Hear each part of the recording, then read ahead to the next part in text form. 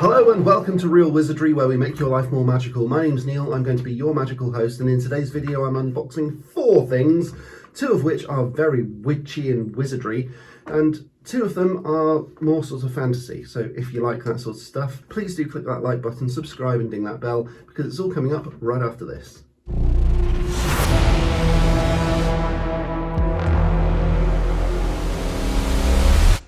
In today's video, I'm going to be showing you some really cool things that I've got that either a patron has given me, my wife has bought me, or just stuff I've bought myself.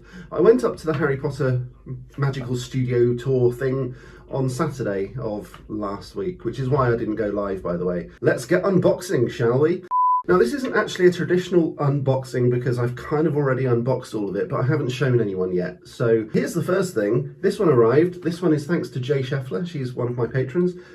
These people are fantastic, by the way. If you want to be one of these patrons or members, head on over to the links down in the description where you can sign up to Real Wizardry, which is like this one, and that supports all 3 of my channels. So Magical Man Cave, Real World Magic, which is coming back. I know, it's coming back. Jay is one of those people. She's written J-A-A. Strange spelling, I know, but lovely person. And she's given me these awesome tarot cards, so thanks very much to her. Okay, so as soon as you open this, so it says Crow Tarot, because I'm a Ravenclaw. She knew that I was a Ravenclaw, so she decided to get me a Crow tarot deck. I guess that there's probably not a Raven one. Maybe there is a Raven one somewhere, but you know, crows are pretty close. And it's created by MJ Culinane? I don't know, not sure how to pronounce that. Sorry, MJ. But it's pretty cool. I like it. It's a bit of a stylized illustration style. A stylized style. Wow. Anyway, so the first thing you come to is a book, and I'm guessing this probably teaches you how to do the tarot. I've not actually had a look through this yet. I thought I'd wait until I unboxed it, and then I just got more and more sick. And I thought, I won't do this until such time as my voice actually sounds clear. And that just didn't happen. It just kept on getting worse and worse and worse. And now I've kind of got green stuff on my lungs. It's really horrible. But I've run out of videos to upload, so I thought I'd record something. Okay, so it says a special thanks to my beautiful daughter, River. That's nice. So yeah, it talks about the Crow Tarot, what it is all about, and it talks about all of the individual cards. That's pretty cool. Now, I know a bit about tarot myself, but I'm definitely not as into it as Jay is, so hopefully she can talk me through this. Let's get on to some of the cards themselves, and then we can have a look at what they do, what they mean, all of that sort of stuff. So it starts out with a fool, or a jester, or a joker. This one isn't, because it's a crow. So I'm not sure why that is the fool, or what that really symbolises, but maybe I should read through that. The one thing to bear in mind about these tarot cards is that they don't have any kind of gilding on them, which I think is a bit of a shame, but obviously it drives the price up. They are still really good cards, and they do sort of,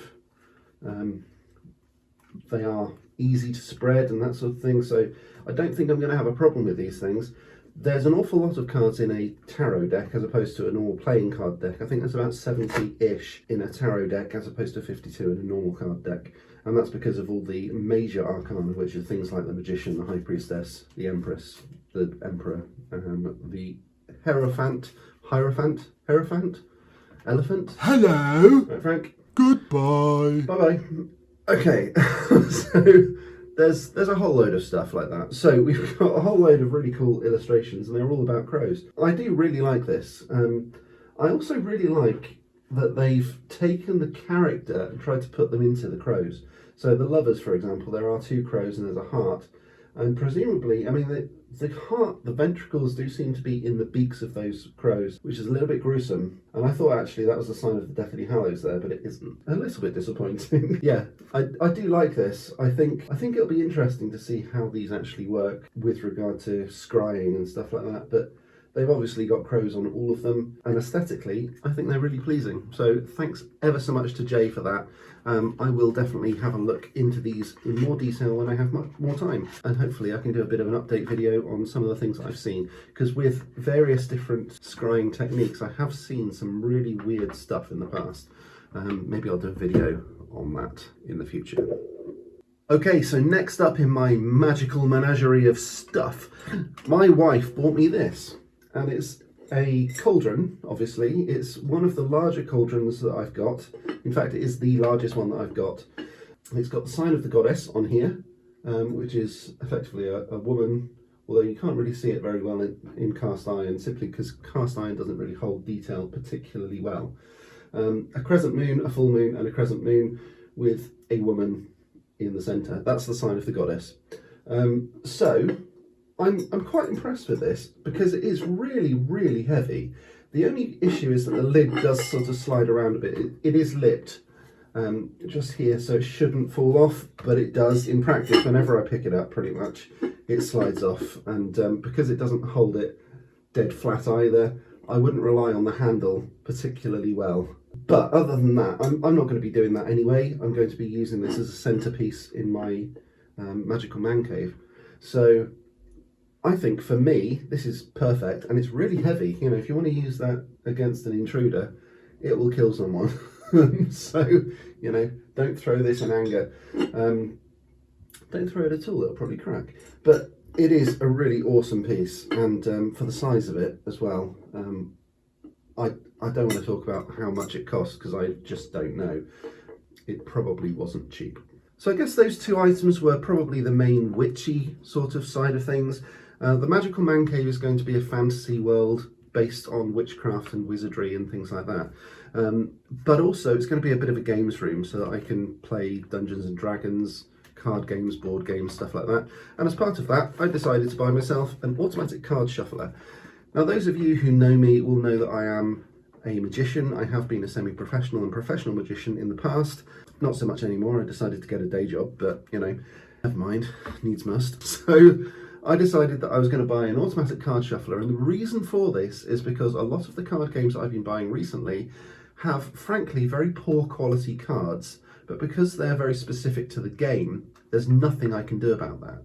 And what I mean by poor quality cards is that they can't shuffle particularly well. And this isn't just a case of the tradesmen blaming their tools.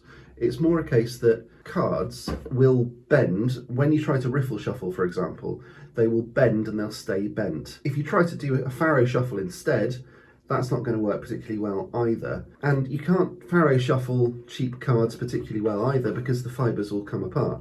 So I decided that I would invest in this. It's £7.99, and basically what it does, I'll open it. I haven't got any batteries in this one just yet, but maybe I should. Shall we try this out? So the whole idea really is that you put some cards in here, some cards in there, and there's a wheel here which should, in theory, take one card at a time and throw it into this central piece. So you put half there, and it just goes one at a time to effectively shuffle the deck, which should, in theory, work, and I'm quite looking forward to seeing this done. So I think you just press the button there, and job's a good one. Okay, so it takes AA batteries, and it takes 3 of them, which is a little bit weird, but hashtag Amazon Basics, we're going to be using 3 of these, so let's do that now.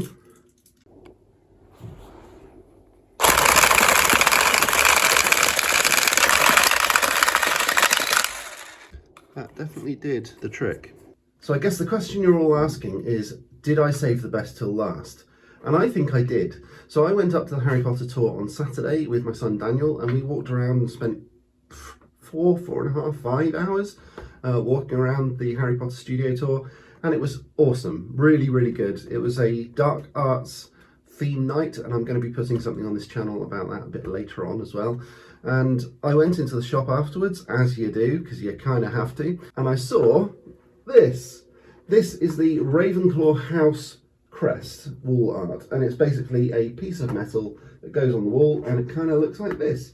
And I just thought it was awesome. I thought it was really, really good when I first saw it, and I thought I really need one of these in my magical man cave, ideally above the fireplace. Pride of place. So that's what I've bought, and that's your lot. Hopefully you enjoyed seeing all of these items and seeing how hopefully they can go into my magical man cave and look flipping awesome. If you did enjoy this video, please click that like button, subscribe and ding that bell so that you don't miss out on a single magic minute, and a massive shout out to these amazing people. They are my patrons and members from YouTube and Patreon, and my voice just cracked. That was weird and very slightly embarrassing. They help me out so much, and you can become one of these wonderful people for £1.99 per month. So you can head on down to the link in the description. For £1.99 a month, you can become one of these wonderful people, and you'll get a shout out on every single video. I'm going to be back next week with some more magical awesomeness, but until next time, as always... Stay magical. I'm really hot and ill. Very, very sick.